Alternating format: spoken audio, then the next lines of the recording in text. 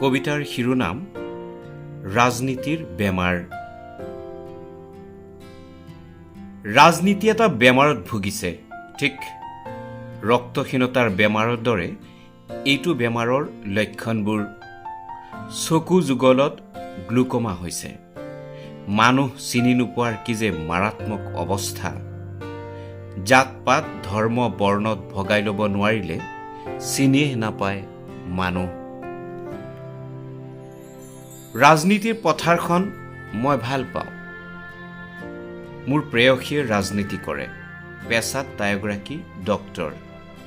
তাইক কৈছিলোঁ এদিন ৰাজনীতিক হস্পিটাল লৈ যোৱাৰ কথা। তাই ক'লে নাযায়। নৰিয়া পাতিত হেনো শুই থাকি ভাল লাগে ৰাজনীতিৰ।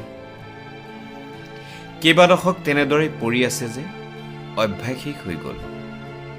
তাই সদায় কয় ৰাজনীতিৰ হেনো তেজৰ প্ৰয়োজন।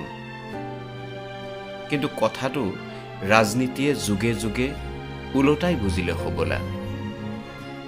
সেই মানুহৰ তেজ বয় ৰাজনীতিৰ পথাৰত।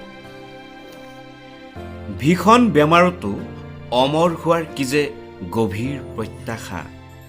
নিশাৰ নষ্ট বৰষুণত তিতিবুৰি ৰাজনীতিৰ বেমাৰ বাঢ়ে। ফাগুনে জানে সময় বৃক্ষৰ শুকান পাতবোৰত কিদৰে লিখা ৰৈ যায় সাগৰ তলিৰ ৰহস্য। ৰাজনীতিৰ এইটো খুচৰা বেমাৰ, কভিডৰ দৰে। ইয়াৰ পৰা বাচি থকাৰ উপায় মৃত্যু। মৃত্যু আজিও এক শিল্প, জনতাৰ হৃদয়ত খোদিত। হৃদয়বোৰ আলোকিত কৰি মৃত্যু আজি অপৰাজেয়। সোণাপুৰৰ চাকিবোৰত হৃদয় জ্বলিছে দিনে নিশাই। জ্বলা হৃদয়ত সুৰ তোলা গীটাৰতো প্ৰিয় শিল্পীৰ আঙুলি জ্বলিছে। নিশাবোৰ জ্বলিছে নীৰৱে। এই যে ক'লা বগা ধোঁৱাত বিদ্ৰোহী সুৰৰ এখনি নৈ, আবেগৰ উত্তাল ঢৌত পালতৰা পাঞ্চৈ, ধুমুহাৰ সতেজাৰ বহু যুগৰ নাচোন, তুমি তাৰ গুৰি বঠা এইবাৰ ধৰিবাচোন। চহৰখন মই চাফা কৰিম, ৰাজনীতিক হস্পিটাল লৈ যাম, তেজ দিম, মোৰ বন্ধুহঁতৰ গাৰ ভাল তেজ, ৰাজনীতিক ভাল কৰিমেই।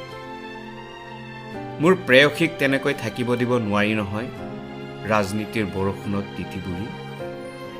এইবাৰ বহাগত তাইক বিয়া পাতিম, তাই মই মিলি চিকিৎসা কৰিম ৰাজনীতিৰ।